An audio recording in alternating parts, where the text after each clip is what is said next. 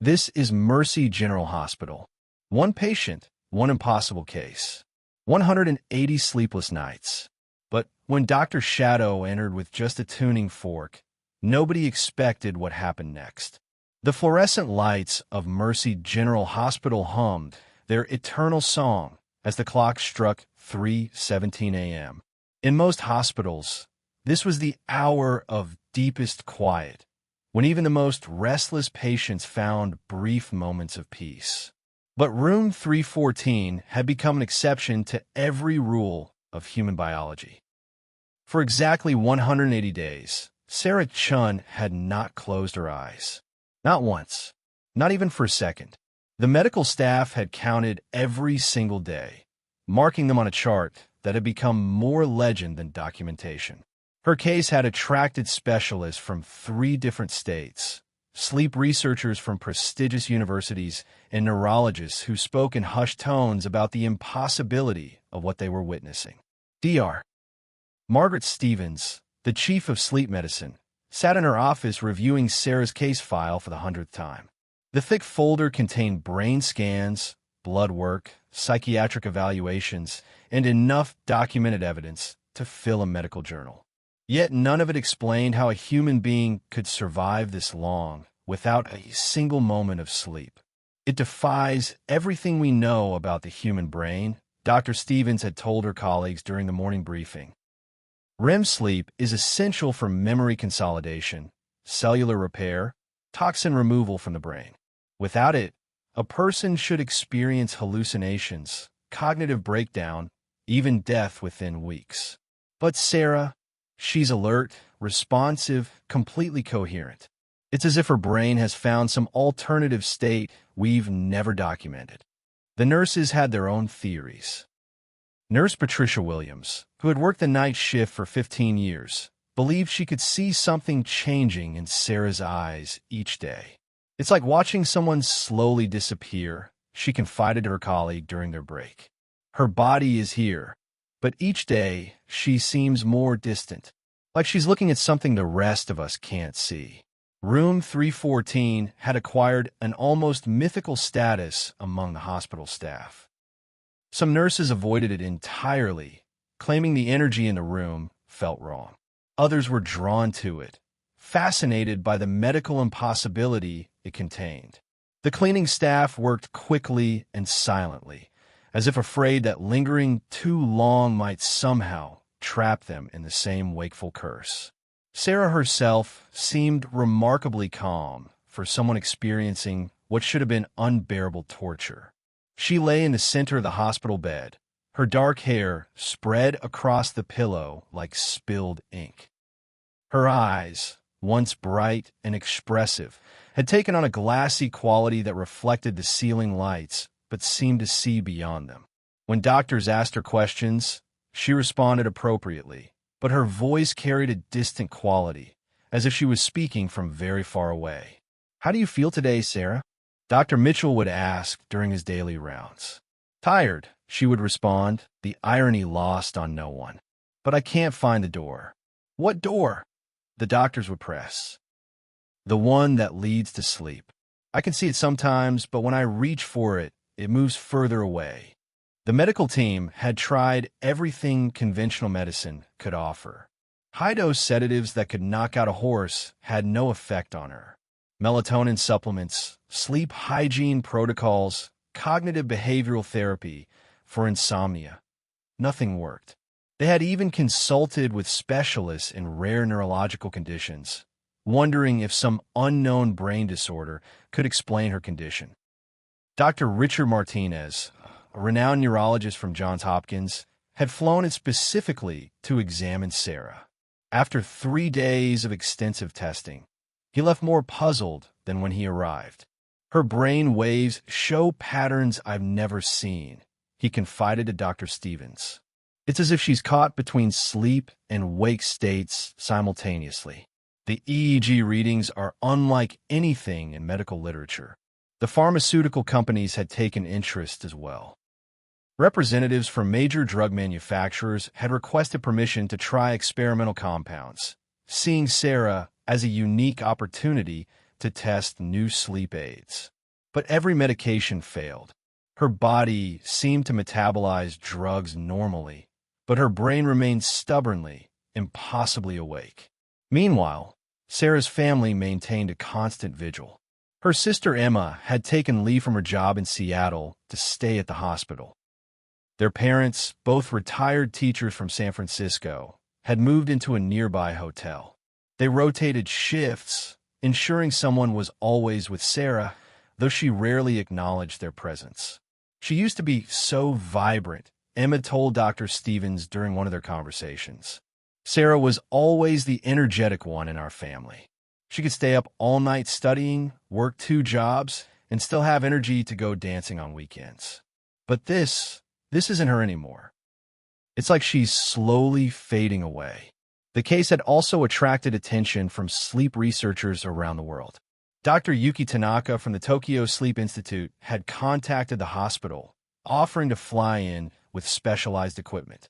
Dr. Elena Rossi from the University of Milan wanted to conduct advanced brain imaging studies. The case was becoming a medical phenomenon, but no one seemed any closer to understanding it, let alone treating it. That Tuesday morning, something changed in the routine of Mercy General Hospital. It started with whispers among the nursing staff about a man who had been seen walking the corridors. He wasn't on any staff directory, had no visitor badge, and carried no identification. Yet security cameras showed him moving through the hospital with the confidence of someone who belonged there. Dr. Shadow's presence was like a ripple in still water. Nurses found themselves speaking more quietly when he passed. Patients in other rooms reported feeling strangely calm after he had walked by their doors.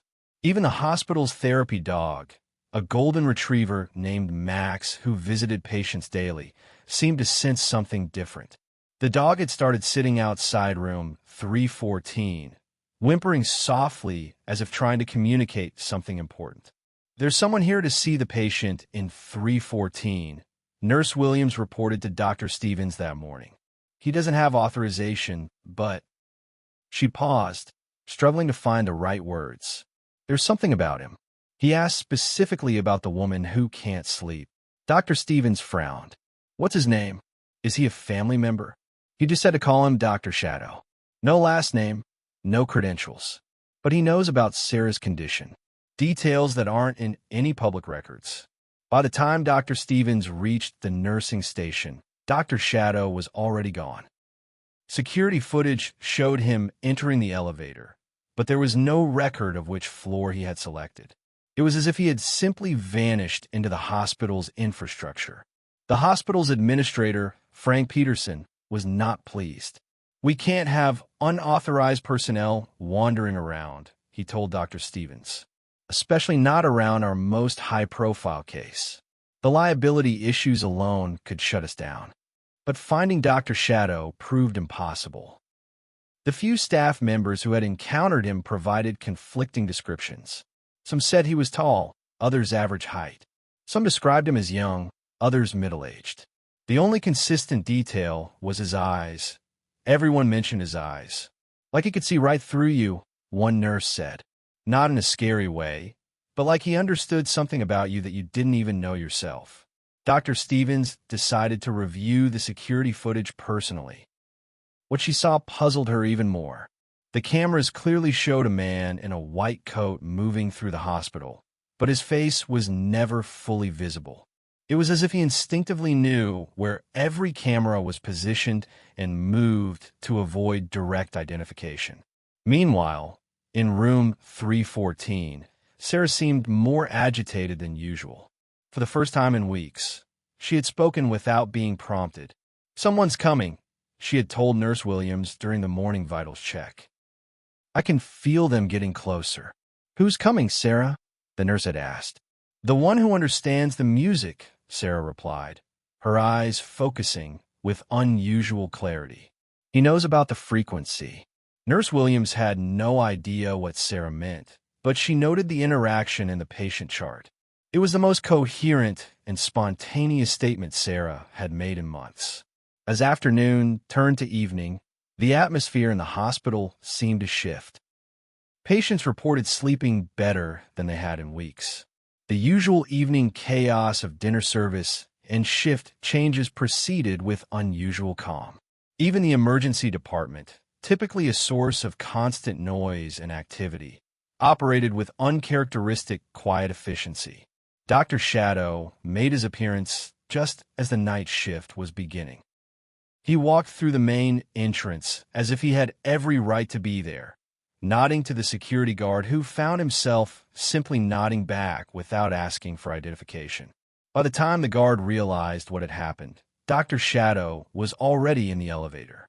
This time, he went directly to the 7th floor, to room 314. The corridor leading to Sarah's room felt different tonight. The fluorescent lights seemed dimmer, though they were functioning normally. The usual hospital sounds, beeping monitors, distant conversations, the squeak of wheels on linoleum, seemed muted. Even the air felt thicker, charged with potential. Dr. Shadow paused outside Sarah's room and observed her through the glass panel. She was lying in her usual position, eyes open and staring at the ceiling. But tonight there was something different about her posture. A tension in her shoulders, a slight tremor in her hands. Her body knew something was about to change. He studied her chart, though he hadn't touched the clipboard hanging outside her door. Somehow, he knew her vital signs, her medication history, the progression of her condition over the past 6 months. This wasn't telepathy or supernatural ability. It was the result of years spent learning to read the subtle signs that conventional medicine often overlooked. Before entering the room, Dr. Shadow took a moment to center himself. He understood that what he was about to attempt was unorthodox by any medical standard. There would be no scientific explanation for his methods, no peer-reviewed studies to support his approach. But he had learned long ago that healing sometimes required moving beyond the boundaries of conventional knowledge. He pushed open the door to room 314 with deliberate slowness. The room's atmosphere immediately enveloped him. A mixture of antiseptic, ozone from electronic equipment, and something else. The unmistakable energy of a mind pushed far beyond its normal limits. Sarah's awareness of his entrance was immediate, though she didn't turn her head. Her breathing changed slightly, becoming more shallow. Her fingers, which had been still, began to move almost imperceptibly against the hospital blanket. "Hello, Sarah, Dr." Shadow said quietly, his voice carrying a resonance that seemed to fill the room more completely than its volume should have allowed. He moved to the chair beside her bed with the careful deliberation of someone who understood that every action in this moment carried weight. For the first time in weeks, Sarah turned her head to look directly at another person. Her eyes, which had been glassy and distant, showed a flicker of recognition, not of him personally, but of something he represented. "You're not like the others," she said, her voice barely above a whisper, but clearer than it had been in months. Dr. Shadow settled into the chair, his movements economical and precise. "No," he agreed. "I'm not here to ask you to sleep. I'm here to help you remember why you chose to stay awake." This statement hung in the air between them like a suspended cord. Sarah's eyes widened slightly, and for the first time since her condition began, she showed genuine surprise. "Chose," she repeated. "Your mind made a decision, Sarah. Somewhere deep in your subconscious, you decided that sleeping was too dangerous. Something convinced you that consciousness was the only safe state. But you've been awake so long, you've forgotten what you were protecting yourself from." Dr. Shadow reached into his coat pocket and withdrew the tuning fork. It was an unusual instrument, slightly larger than a standard medical tuning fork, made of what appeared to be an alloy that caught and held light in an almost hypnotic way. "This belonged to a sleep researcher in Vienna," he explained, though Sarah hadn't asked. "Dr. Hans Berger, the man who invented the electroencephalogram. He theorized that the brain operated on specific frequencies, like a radio receiver. He believed that sleep disorders weren't just chemical imbalances, but disruptions in the brain's natural resonance. Sarah watched the tuning fork with growing fascination. "What does it do?" "It doesn't do anything," Dr. Shadow replied. "It simply reveals what's already there. Every person has a unique sleep frequency, a resonance that guides them from wakefulness into rest. Yours has been interrupted." He struck the tuning fork against the metal rail of her bed. The tone that emerged was unlike anything Sarah had ever heard. It wasn't simply a sound. It was a vibration that seemed to originate from inside her own chest, as if her ribs had become the instrument's resonating chamber. The effect was immediate and profound. Sarah's breathing deepened for the first time in months. Her pupils, which had been dilated, contracted to normal size. The tension that had been building in her shoulders for 180 days began to release. "Oh," she breathed, and in that single syllable was 6 months of recognition and relief. But Dr. Shadow wasn't finished. "The frequency is just the beginning," he explained, maintaining the fork's vibration by gently touching it to different metal surfaces in the room. "Your insomnia isn't a medical condition, Sarah. It's a trauma response." "Trauma?" Sarah's voice carried genuine confusion. "But nothing happened to me. No accident, no assault, no loss. I just stopped sleeping." "The trauma doesn't have to be dramatic," Dr. Shadow continued, moving the tuning fork to create subtle variations in the tone. "Sometimes it's cumulative. 1,000 small stresses, fears, disappointments. Your mind decided that letting go, even for a few hours of sleep, was too risky." As he spoke, Sarah began to remember things she had pushed aside. The job she had lost 3 weeks before her insomnia began. The relationship that had ended badly. The constant pressure to succeed, to be perfect, to never show weakness. Her mind had been carrying these burdens, even while her conscious thoughts had dismissed them as unimportant. "But why can't I just let go now?" she asked. "Because your nervous system has forgotten how," Dr. Shadow explained. "You've been in fight or flight mode for so long that your body has forgotten what safety feels like. The tuning fork isn't healing you. It's reminding your nervous system of its natural rhythm." He began to vary the frequency, creating what sounded almost like a melody. But this wasn't music in any conventional sense. It was a carefully calculated sequence of vibrations designed to activate the parasympathetic nervous system, the body's rest and digest response. Sarah felt something she hadn't experienced in months: drowsiness. Not the crushing exhaustion that had been her constant companion, but actual sleepiness. The pleasant, dreamy sensation of consciousness beginning to blur at the edges. "I'm scared," she whispered. "Of course you are," Dr. Shadow replied. "You've been afraid to let go for so long that it's become your default state. But fear and exhaustion aren't the same thing. You can be afraid and still rest. In fact, sometimes rest is the only way to process fear properly." He continued the sound therapy, but now he began to incorporate pauses. Spaces of silence that were as important as the tones themselves. During these pauses, Sarah found herself listening to her own heartbeat, her own breathing, the subtle sounds of her body that had been drowned out by months of hypervigilance. "Tell me about your dreams," Dr. Shadow said during one of the silent intervals. "I don't dream anymore. I haven't slept. That's not what I meant. Tell me about the dreams you had before this all started. What did your mind create when it felt safe enough to wander?" Sarah closed her eyes, not from sleepiness, but from the effort of remembering. "I used to dream about flying," she said slowly. "Not like Superman or anything dramatic. Just floating, feeling weightless, free from gravity." "And when did you stop believing you could fly?" The question hung in the air like the tuning fork's resonance. Sarah realized that she couldn't pinpoint exactly when, but somewhere in the past year, she had stopped imagining herself as someone capable of transcendence. She had become earthbound, weighed down by responsibilities and fears she couldn't even name.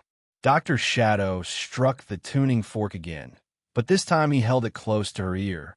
The vibration traveled through her skull, down her spine, radiating outward until every cell in her body seemed to be humming in harmony. "Your grandmother used to sing to you," he said suddenly. Sarah's eyes opened in surprise. "How could you possibly know that?" "I don't know it," Dr. Shadow replied calmly. "I'm suggesting it. The human brain is wired to respond to certain frequencies, certain rhythms. Lullabies aren't just cultural traditions. They're acoustic keys that unlock the nervous system's ability to rest. Your insomnia began when you stopped hearing the music. This wasn't entirely true, Dr. Shadow was making educated guesses based on decades of experience with sleep disorders and trauma. But his intuition was remarkably accurate. Sarah's grandmother had indeed sung to her old Portuguese lullabies that she had forgotten until this moment. She used to hum when she cooked, Sarah remembered, her voice taking on a dreamy quality. The same melody over and over. I would fall asleep at her kitchen table while she made dinner. What happened to that melody in your life? Sarah considered this question seriously. When had she stopped seeking out music that comforted her? When had she replaced lullabies with news alerts, peaceful sounds with constant stimulation? "I grew up," she said finally. "I decided that kind of comfort was childish. And now I think maybe growing up meant losing something important." Dr. Shadow continued the frequency therapy, but now he began to teach Sarah how to create the resonance herself. "Humming activates the vagus nerve," he explained. "It's a direct line to your parasympathetic nervous system. You don't need external tools to access your natural sleep frequency. You just need to remember how to find it." He demonstrated, creating a low humming sound that harmonized with the tuning fork. The combination of tones filled the room with a richness that seemed to wrap around them like a sonic blanket. Sarah tentatively joined in, her voice rusty from disuse, but gradually finding the right frequency. For the first time in 180 days, she was actively participating in her own healing rather than passively receiving treatment. The effect was remarkable. Her heart rate, which had been elevated for months, began to normalize. Her breathing deepened and slowed. The constant tension in her muscles started to release, as if someone was slowly turning down the volume on her entire nervous system. But as she began to relax, something unexpected happened. Tears began to flow down her cheeks, not from sadness, but from the overwhelming relief of finally feeling safe enough to let go. "Why am I crying?" she asked, though she didn't stop humming. "Because you're grieving," Dr. Shadow replied gently. "You're mourning the part of yourself that felt so unsafe that it refused to rest. That's a profound loss, Sarah. It deserves to be acknowledged." The crying continued for several minutes, but it wasn't the desperate sobbing of despair. It was the cleansing tears of release, of a nervous system finally allowing itself to process months of accumulated stress and fear. As the tears subsided, Sarah noticed something remarkable. The room looked different. Colors seemed more vivid, edges more defined. It was as if she had been looking at the world through a fog that was finally lifting. "I can see clearly," she marveled. "Chronic sleep deprivation affects visual processing," Dr. Shadow explained. "Your brain has been working so hard to stay conscious that it couldn't spare resources for normal perceptual functions. As you relax, those systems come back online." He began to teach her other techniques. Breathing patterns that activated the rest response, visualization exercises that helped her nervous system recognize safety, even simple movements that released physical tension. "The goal isn't to force sleep," he emphasized. "It's to create conditions where sleep becomes possible. Your body knows how to rest. We just need to remind it that it's safe to do so." Over the next hour, Dr. Shadow guided Sarah through what he called rest practice. Not sleep, but the preliminary states that lead to sleep. She learned to recognize the difference between exhaustion, a state of depletion, and sleepiness, a state of readiness for rest. Exhaustion keeps you awake, he explained. It's your nervous system's way of saying it doesn't trust the environment enough to let go. Sleepiness is your body's way of saying it's ready to surrender consciousness because it feels safe. As they worked together, Sarah began to experience something she had almost forgotten existed: the drowsy, peaceful transition state between waking and sleeping. Her thoughts became less linear, more associative. Her awareness of her physical surroundings began to blur as her attention turned inward. I think I'm getting sleepy," she said with wonder, as if describing a miracle. "Yes," Dr. Shadow agreed. "But don't try to grab onto that feeling. Let it come and go naturally. Sleep isn't something you achieve, it's something you allow." He continued the acoustic therapy, but now he began to include longer periods of silence. During these quiet moments, Sarah practiced what he called conscious letting go, the deliberate relaxation of mental and physical control. The process wasn't linear. Several times, just as she approached the edge of sleep, her nervous system would spike with alertness, pulling her back into full wakefulness. But Dr. Shadow seemed to expect this. "Your mind is testing whether it's really safe to sleep," he explained during one of these alert periods. "This is normal. You've trained your nervous system to believe that consciousness equals survival. It will take time to convince it otherwise." But each cycle brought her closer to natural sleep. The periods of alertness became shorter and less intense. The drowsy states lasted longer and felt more familiar. As the night progressed, Dr. Shadow began to prepare Sarah for his departure. "I'm going to leave the tuning fork with you," he said. "But remember, the real tool is your own voice, your own breath, your own ability to create the frequency of rest. Will you come back?"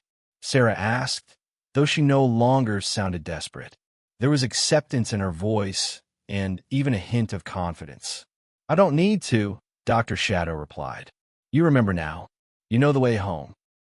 He struck the tuning fork one final time, letting the pure tone fill the room completely. As the sound faded, he placed the instrument on Sarah's bedside table and stood to leave. "Dr. Shadow," Sarah called softly as he reached the door. "Yes. Thank you for reminding me how to fly." He smiled, the first time anyone at Mercy General had seen him show any emotion. "You never forgot, Sarah. You just needed permission to lift off." After he left, Sarah lay in her bed, listening to the ambient sounds of the hospital. But now, instead of each noise jarring her into alertness, she began to hear them as parts of a larger rhythm. The beeping monitors, the distant footsteps, the whisper of the ventilation system, they all seemed to harmonize into something resembling a lullaby. She began to hum quietly, finding the frequency Dr. Shadow had helped her discover. As she hummed, she felt her grandmother's presence, heard echoes of those old Portuguese songs, remembered what it felt like to be safe enough to sleep in someone's kitchen while dinner cooked.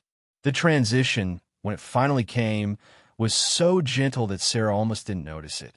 One moment she was humming and remembering, and the next she was drifting in that liminal space between waking and dreaming. Her last conscious thought was a sense of profound gratitude, not just for Dr. Shadow's intervention, but for her own courage in finally letting go. When Nurse Williams checked on her at 2 a.m., Sarah Chen was sleeping peacefully for the first time in 180 days. Her breathing was deep and regular, her face relaxed, her hands unclenched. On the bedside table, the silver tuning fork caught the dim light from the corridor, silent, but somehow still radiating the echo of healing frequencies. The next morning brought what felt like a miracle to the staff of Mercy General Hospital.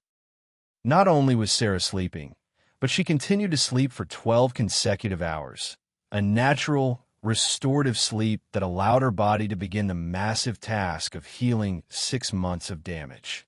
When she finally woke, her eyes were clear and bright, focused in a way they hadn't been since her ordeal began. The first thing she did was smile, a genuine expression of joy that lit up the entire room.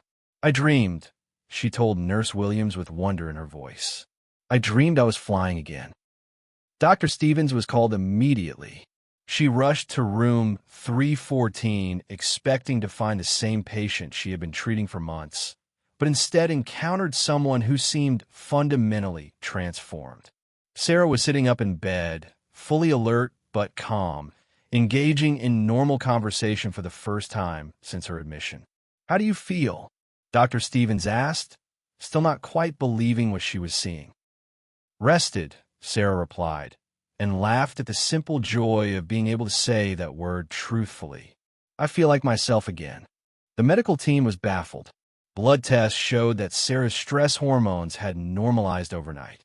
Brain scans revealed healthy sleep architecture patterns. Every indicator suggested that her body had somehow reset itself to normal functioning.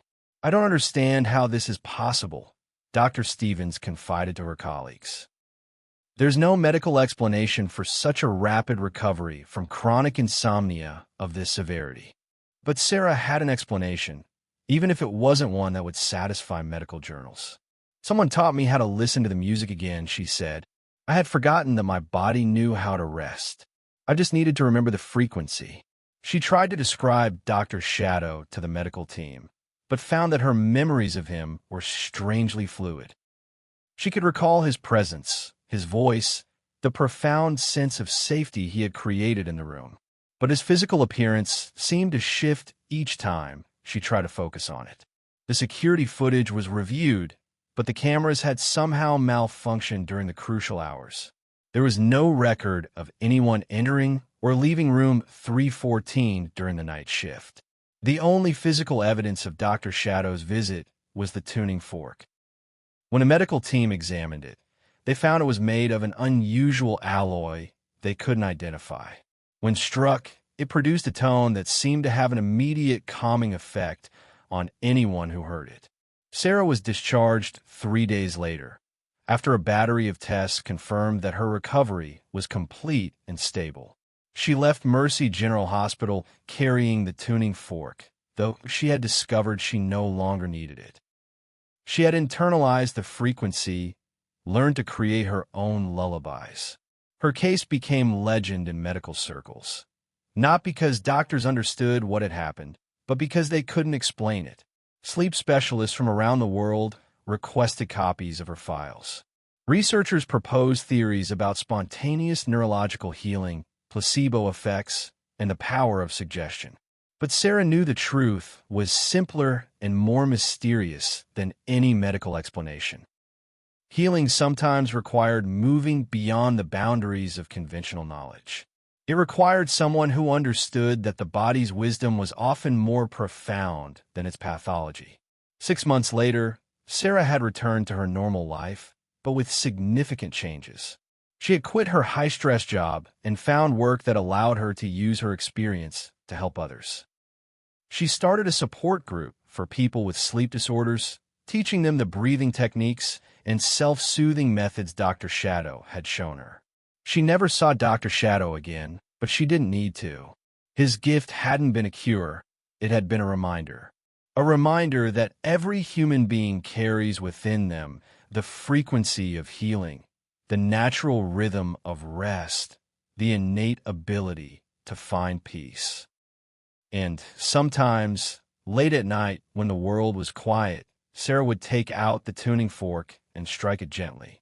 The pure tone would fill her apartment, and she would remember that healing is always possible, even when it seems impossible. That sometimes the most profound medicine comes not from what we add to our lives, but from what we remember was always there.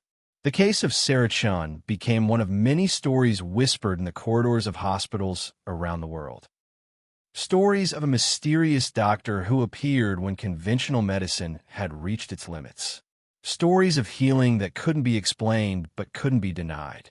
Dr. Shadow continued his work, moving through medical institutions like a ghost, appearing wherever there were patients whom science had given up on. He carried with him an understanding that medicine was as much art as science, as much mystery as knowledge. And in hospitals everywhere, there were patients who slept better, worried less, and healed faster after his visits.